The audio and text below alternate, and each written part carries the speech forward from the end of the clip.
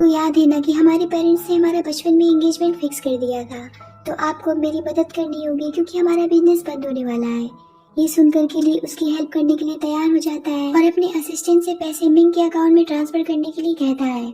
Assistant उससे कहता है कि पर ये बात अगर नैन्सी को पता चली तो उन्हें बहुत बुरा लगेगा, पर ली इस बात पे कोई भी रिएक्शन नहीं देता है और उससे कहता है कि प्लीज पैसे ट्रांसफर कर दो। दूसरी तरफ नैन्सी की फ्रेंड उसे एक न्यूज दिखाती है जिसमें ये बात फैल चुकी होती है कि बचपन में ली की शादी मिंग के साथ में फिक्स हो गई थी और आज उसने 1.2 मिलियन मिंग के अकाउंट में ट्रांसफर भी किए हैं। वो उससे पूछती है कि आखिर ये सब क्या है, क्या तुम्हें इस बारे में ली ने कभी कुछ भी नहीं बताया?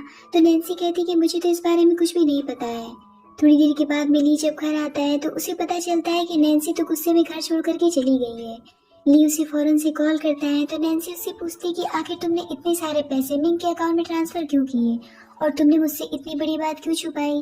नैन्सी इतनी ज्यादा भड़की हुई होती है कि ली को कुछ बोलने का मौका ही नहीं देती और वो कॉल काट देती है। तभी नैन्सी के फ्रेंड को उसके पास ली की दी हुई ब्लैक कार्ड दिखती है जिसे देख करके वो कहती है कि ये कार्ड तो ली फैमिली के मेन पर्सन के पास ही अवेलेबल होती है, यानी कि वो तुम्हें अपनी वाइफ मानता है, तभी उसने ये कार्ड तुम्हें दिया है, तुम्हें इतना नहीं सोचना चाहिए। डिनर के दौरान वहाँ पर उन्हें मिंग और उसकी कुछ फ्रेंड्स मिल जाती हैं। मिंग ने तो उन सब से कह रखा होता है कि वो ली की होने वाली वाइफ है।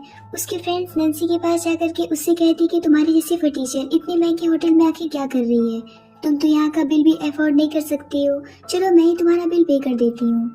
इतने पर जब नैन्सी उस ब्लैक कार्ड को निकाल करके बिल पे करती है तो ये देख करके सभी हैरान हो जाते हैं। मिंग की फ्रेंड उससे कहती है कि ये तो ली फैमिली का गोल्डन कार्ड है जो कि सिर्फ ली फैमिली के मेंबर्स के पास होता है, आखिर ये इसके पास कैसे हो सकता है। मिंग भी इस बात से काफी हैरान होती है और वो नैन्सी से पूछती है कि तुम्हारा ली के साथ में क्या रिलेशन है, तुम्हें पता भी है ना कि वो मेरा होने वाला हस्बैंड है। जिस पर नैन्सी कहती कि इतनी ही बेचैनी है तो खुद जाकर के ली से क्यों नहीं पूछ लेती हो कि आखिर वो मेरा कौन लगता है। इतना कह करके वो वहाँ से चली जाती है।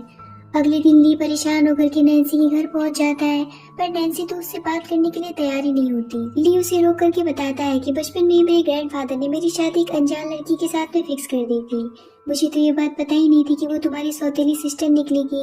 मैंने तो बस अपने ग्रैंडफादर के नाम पर उसकी मदद कर दी, मैं सिर्फ तुमसे प्यार करता हूँ। इतना कह करके वो अपनी माँ की दी हुई नेकलेस को उसे पहना देता है जो कि ली फैमिली की बहू के लिए था। ये सब देख करके नैन्सी को यकीन हो जाता है कि वो उसे धोखा नहीं देगा। नाइट में मिंग नैन्सी को एक पार्टी में इनवाइट करती है तो उसकी फ्रेंड कहती है हमने तो कुछ गलत नहीं किया है, इसीलिए वहाँ पर जरूर जाएंगे। पार्टी में जाने पर मिंग नैन्सी के नेकलेस को दिखा करके अपनी फ्रेंड से कहती है कि ली परिवार की बहू के लिए है। तो उसकी फ्रेंड कहती कि वो तो तुम हो ना, फिर ये नेकलेस इसके पास भी क्या कर रहा है, लगता है कि इसने चोरी किया है क्योंकि तुमसे जल्दी जो है। नैन्सी कहती कि ऐसी कोई बात नहीं है, ये खुद ली ने उसे दिया है। पर उसकी बात पर कोई भी भरोसा नहीं करता, उल्टा मिंग के फ्रेंड्स मिल करके उसे बहुत ही ज्यादा जलील करती हैं। तभी वहाँ पर ली पहुँच जाता है जिसे देख करके मिंग के दिमाग में यही चल रहा होता है कि ली तो नैन्सी को पहचानने से इनकार कर देगा क्योंकि वो नैन्सी को तो पसंद कर ही नहीं सकता है।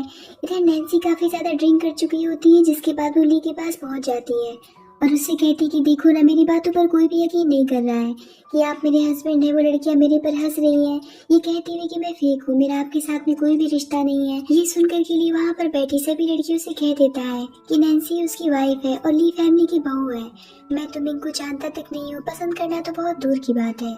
इतना कह करके वो नैन्सी को सबके सामने से उठा करके अपने साथ ले जाता है और ये देख करके तो मिंग का शक्ल मैदे की बोरी जैसा बन जाता है और खुद उसकी फ्रेंड उसका तमाशा बना देती है और उसका मजाक बना डालती है। नैन्सी तो ड्रिंक के नशे में आउट ऑफ कंट्रोल होकर के कार में अपनी ड्रेस खोलने लगती है।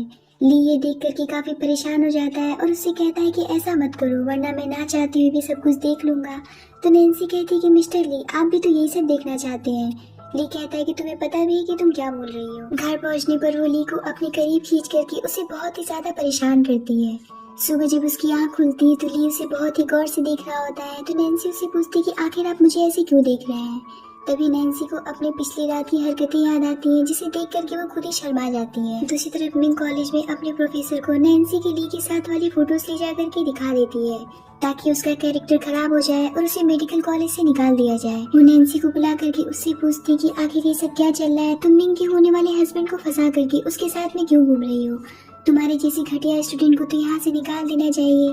तभी वहाँ पर ली अपने और नैन्सी के मैरिज सर्टिफिकेट लेकर के आ जाता है और उन लोग के सामने रख देता है जिसे देख करके सभी शॉक रह जाते हैं और सबके मुंह पर जोरदार तमाचा लगता है। घर आकर के लिए नैन्सी के साथ में रोमांटिक होने लगता है। तभी उसे अटैक पड़ने लगते हैं जिसकी वजह से वो खुद को वॉशरूम में लॉक कर लेता है क्योंकि वो नैन्सी को हर्ट नहीं करना चाहता था। नैन्सी भी उसके पीछे भागती है और उससे कहती है कि मैं एक डॉक्टर हूँ, मैं तुम्हारी बीमारी का इलाज कर सकती हूँ। पर अटैक पड़ने की वजह से ली बहुत ही ज्यादा हाइपर हो जाया करता था। उसे ये भी नहीं पता होता था कि वो गुस्से में किसी नुकसान पहुंचा रहा है, इसीलिए वो खुद को नैन्सी से दूर कर लेता है। पर नैन्सी नहीं मानती और ली के पास पहुंच जाती है। ली उससे कहता है कि तुम्हें पता भी है ना कि इसका अंजाम क्या होगा। मैं तुम्हारे साथ कुछ भी कर सकता हूँ और मैं ऐसा कुछ भी नहीं करना चाहता हूँ जिससे तुम हर्ट हो। नैन्सी कहती कि आप चाहे मेरे साथ कुछ भी कर लो, पर मैं आपको इस हालत में छोड़ करके नहीं जाऊंगी। ये सुनकर के तो ली का गुस्सा काफी ज्यादा बढ़ जाता है और वो नैन्सी को बेड पर गिराकर उसके साथ में जानवरों जैसी हरकतें करने लगता है, जिस पर नैन्सी उसके नेक पर हाथ मारकर उसे शांत कराती है। पर ली जब शांत हो जाता है तो वो नैन्सी के नेक पर देखता है तो उसे बहुत ही ज्यादा गिल्ट फील होता है कि उसने गुस्से में आकर के नैन्सी को हर्ट कर दिया। वो बहुत ही ज्यादा निराश होता है और उसे अपने आप पर बहुत ही ज्यादा गुस्सा आ रहा होता है। नैन्सी कहती कि आपको गिल्ट फील करने की कोई भी जरूरत नहीं है, मैं आपकी बीमारी को क्योर कर सकती हूँ। वो उसे अपना बनाया हुआ एक मेडिसिन ला करके देती है और ली को बहुत प्यार से गले लगा करके उससे कहती कि मैं हमेशा आपके साथ रहूंगी, हर परिस्थिति में आपका साथ निभाऊंगी, कभी भी आपको अकेला नहीं छोड़ूंगी। यहाँ पर नैन्सी ली के सामने अपने प्यार को कन्फेस कर देती है और इसी के साथ में इस ड्रामे की यहीं पर हैप्पी एंडिंग होती है।